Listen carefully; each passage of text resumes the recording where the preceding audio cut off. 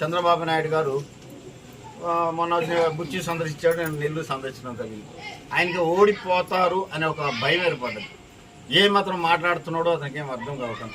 ఒక ముస్లిం సోదరులు ఒక కార్యక్రమం ఏర్పాటు చేస్తే అక్కడికి వచ్చి ఈ ఆంధ్రప్రదేశ్ని మర్చిపోయి నేను హైదరాబాద్ని అది చేశాను ఇది చేశాను, హైదరాబాద్ని ఏర్పాటు చేసింది నేను, హైదరాబాద్ డెవలప్మెంట్ చేసింది నేను, హైదరాబాద్లో మొత్తం ఏం చేసినా కానీ నేనే చేశాను అంటున్నాడు.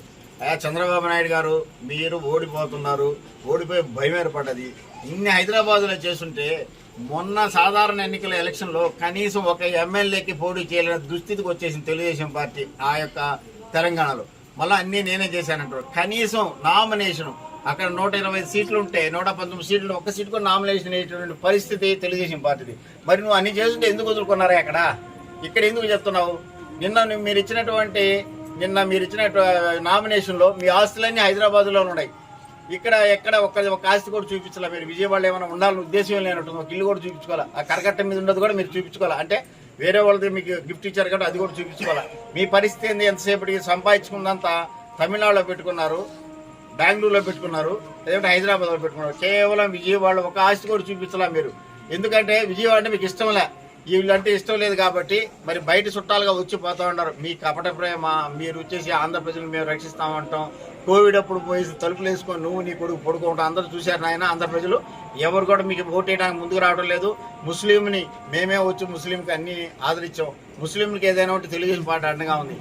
డాక్టర్ వైఎస్ రాజశేఖర గారు 4% రిజర్వేషన్ ఇస్తే ఇప్పటికి కూడా ముస్లింస్ హైదరాబాద్ సిటీలో ఆయన ఇప్పుడు కూడా దేవుడిగా కొనియాడతారు. ఎందుకంటే ఓవైసీ వాళ్ళైతేనే ఎన్నిసార్లు అసెంబ్లీలో మాట్లాడినా కానీ మాకు వైఎస్ రాజశేఖర గారు దేవుడితో సమానం. 4% మాకు రిజర్వేషన్ ఇచ్చినాడు.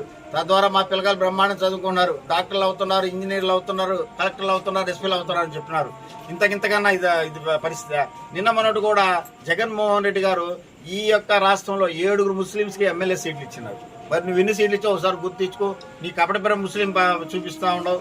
ఇప్పుడు అబద్ధాలు చెప్పడం నెంబర్ 1 కాబట్టి నువ్వు రేపు కూడా ఓడిపోవడంలో నెంబర్ 1గా ఓడిపోతా ఉండవు. అబద్ధాలు మానుకొని ఇప్పటికైనా సరే వయసు అయిపోతుంది కాబట్టి కొన్ని నిజాలు చెప్పండి. మీరెట్టా ఓడిపోయే పార్టీ అని నిశ్చయించుకొని నువ్వు ఒక్కడ ఒంటరిగా పోటీ చేయలేవు కాబట్టి 10 మంది దగ్గర బతిలాడుకునే జనసేన దగ్గర పోయో, బీజేపీ దగ్గర పోయో, నువ్వు స్నేహం చేయనటువంటి పార్టీ ఏదన్నా ఉందా? నువ్వు స్నేహం చేయని పార్టీ ఏం లేదు.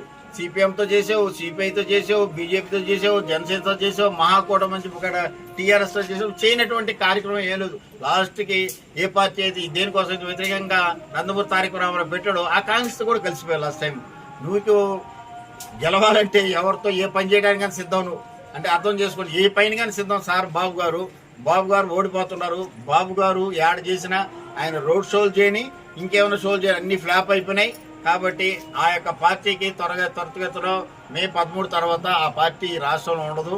కాబట్టి ప్రతి ఒక్కరు కూడా మనం అందరం కూడా ఒకసారి ఆలోచించుకొని జగనన్నే మనం ముఖ్యమంత్రి చేసుకుందాం, ఇక్కడ ప్రసన్నని ఎమ్మెల్యేగా చేసుకుందాం, ఎంపీకి విజయసాయిరెడ్డిని మంచి మెజార్టీతో గెలిపిస్తున్నాను. మీకు అందరికీ నాతో వచ్చినటువంటి స్నేహితులు, వార్డు మెంబర్లు, సర్పంచులు, ఎంపీటీసీలు, మళ్ళీ ఇతర నాయకులు మరి అందరికి కూడా నేను ప్రత్యేక ధన్యవాదాలు తెలుపుకుంటూ సెలవు తీసుకుంటాను.